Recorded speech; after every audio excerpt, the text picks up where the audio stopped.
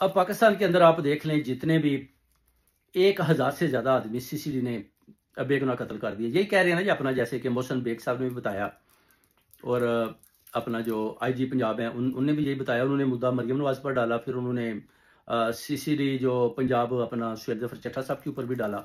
यानी उन्होंने पहले स्टेटमेंट दे दिया कि भाइयों, कल को अगर ये जितने भी कत्ल हैं हमारे ऊपर आप नहीं डाल सकते, इसकी अगर कोई जिम्मेदार है तो वो है मरियम नवाज। यानी मरियम नवाज को रगड़ा लगा दिया आईजी पंजाब ने। उसने बता दिया कि इतने ज्यादा कत्ल इनकी वजह से कर रहे हैं, इनका ऑर्डर है।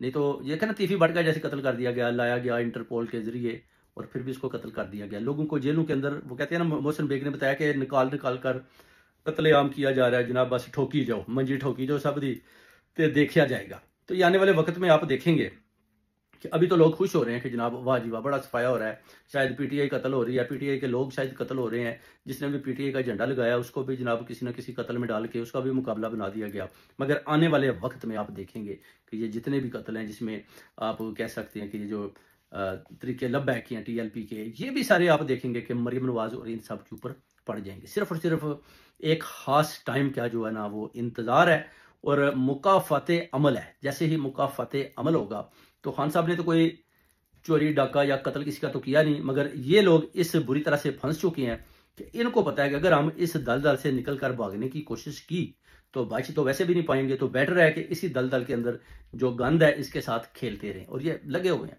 दबा सट लगे हुए हैं जनाब। अपना शहबाज शरीफ भी लगा हुआ है जनाब, मरियम नवाज भी, नवाज शरीफ भी, और चंद अदारों के लोग भी इनके साथ मिले हुए हैं। मगर अभी आप देख लें, पंजाब हुकूमत के ऊपर से मोहसिन बेग ने भी बताया, मगर अंदर की खबर है कि इनके ऊपर से जो हाथ है ना, सर के ऊपर से, वो उठा लिया गया है अभी। इसलिए तो आईजी पंजाब और सीसीडी सुहेल जफर और दूसरे लोग क्यों घबराए हुए हैं? इसलिए तो घबराए हुए हैं कि ये अब हमारा क्या बनेगा जनाब। ये तो स्टैब्लिशमेंट तो जनाब वो कहती हैं कि जनाब कल को अगर किसी किस्म का भी मुद्दा है तो वो इनके ऊपर डालेंगे, हमारा क्या लेन देन है।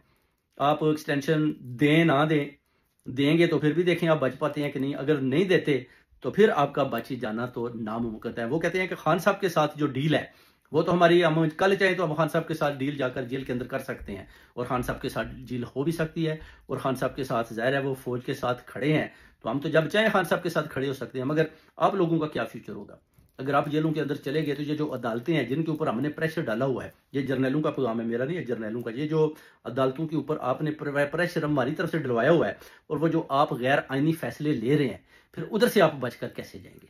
ये एक बहुत बड़ा सवाल ये भी आ जाता है। अब उस पर मरियम नवाज, नवाज शरीफ, शहबाज शरीफ, आसिफ अली जरदारी, जितनी भी ये 13 पार्टी हैं, ये बड़ी बड़ी परेशान है। खैबर पख्तूनख्वा में जो इनकी हार हुई है ना, 91 वोट देखें, एक उन्होंने मिसाल कायम कर दिया, एक उन्होंने वफादारी की मिसाल कायम की है खान के साथ खड़ा होने की। ये तरही वाकया हैरान रह गया है, एस्टेब्लिशमेंट भी हैरान रह गया, 13 पार्टीज भी हैरान रह गई हैं। शहबाज शरीफ ने भी हाथ बढ़ाने की कोशिश की है, उसको पता चल चुका है कि खैबर पख्तूनख्वा के अंदर इतनी स्ट्रांग गवर्नमेंट होगी खान साहब की कि एक वोट भी हम ना खरीद पाए, ना किसी को डरा पाए, और ना ही किसी को उठा पाए।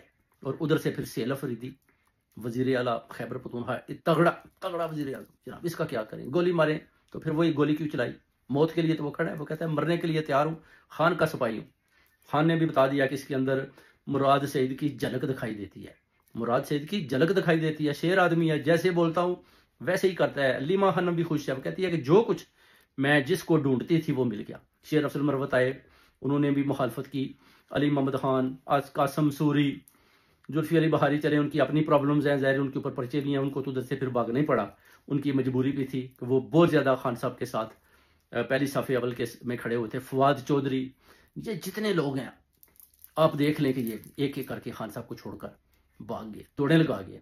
अगर ये लोग चाहते, अगर सुहेल अफरीदी आज खड़ा है तो आप नहीं समझते इनमें से भी कोई भी उसकी जगह स्टैंड ले सकता था? अली मीन गंडापुर, वो सिर्फ और सिर्फ उसने वजीर आला जो है ना उस पर यही काम किया कि एस्टेब्लिशमेंट और खान के दरमियान बस दौड़े लगाता रहा कि डील हो रही है, डील हो रही है, काम को लंबा करता रहा। खान साहब ने उसको कई दफ़ा बोला है कि आप जो डील की बात है ना वो आप मेरे और जनरल आसम मुनीर के दरमियान रहने दें, मेरे और फील्ड मार्शल के दरमियान रहने दें, मेरे और इन 13 जैली हुकूमत की पार्टियों के दरमियान रहने दें। आप जो मैं कहता हूँ अफगानिस्तान के अंदर जो जंग है, जो ड्रोन हमले हो रहे हैं, उनको रोकें, इनको स्टॉप करें।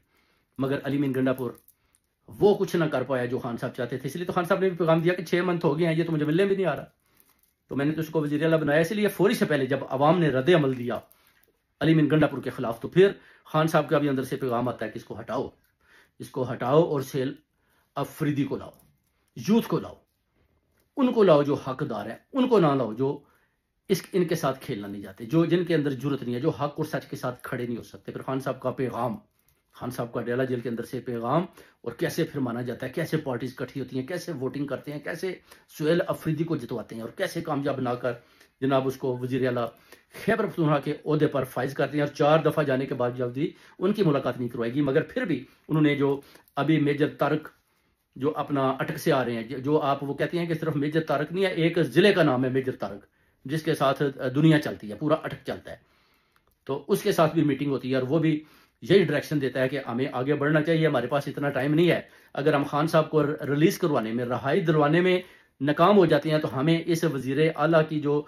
कुर्सी है, जो ओहदा है, जो मनसब है, इसका किसी किस्म का फायदा भी नहीं है। ये बहुत बड़ा पैगाम सुहेल अफरीदी ने और मेजर तारक ने दिया, और उन्होंने आपस में, आपको पता है कि पार्लियामेंट 90 लोग जो बैठे हुए हैं वो तो सिर्फ और सिर्फ खान के हैं, खान के वफादार हैं। उन सब ने मिलकर यही ऐलान किया, सुहेल अफरीदी को पैगाम दिया कि हम आपके साथ हैं, आप आगे बढ़ो और खान को रिलीज करवाना आपकी फर्स्ट प्रायोरिटी है। तो अभी पाकिस्तानियों, खैबर पख्तूनख्वा के अंदर जो ऐलानात हो रहे हैं, आप देखेंगे कि या तो सुहेल अफरीदी खान साहब को इंशाल्लाह निकलवाने में कामयाब होगा और नाकाम वापस नहीं लौटेगा। अगर नाकाम लौटा तो नाकामी को सुहेल अफरीदी पसंद नहीं करता, वो कहता है उससे मौत अच्छी।